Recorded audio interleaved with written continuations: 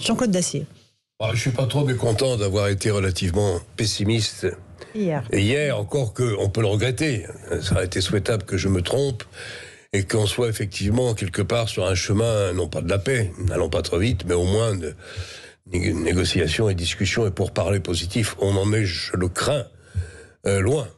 Et je ne sais pas, moi, si l'armée russe est aux portes de la faillite et n'est plus capable de mouvement, je n'en sais absolument rien et je pense que personne n'en sait grand-chose. Manifestement, il y a eu un changement de stratégie en tout cas.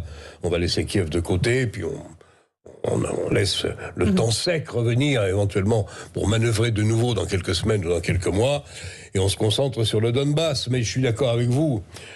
En réalité, le pays qui est à la baguette, je l'ai déjà dit mais je le répète, c'est l'Amérique.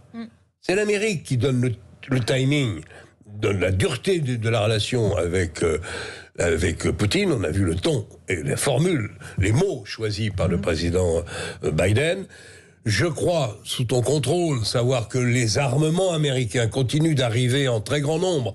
Et c'est pas de la cochonnerie. C'est des armes sérieuses, anti-chars, anti-aériennes. C'est du solide. La conclusion de tout ça, c'est que je ne vois pas Poutine perdre la partie, parce qu'il perd aussi ce qui lui reste. Je pense que la Russie n'est pas au courant de tout et je pense qu'elle soutient encore son leader, mais il ne faudrait pas que ça dure non plus trop longtemps. Il lui faudrait quand même quelques résultats.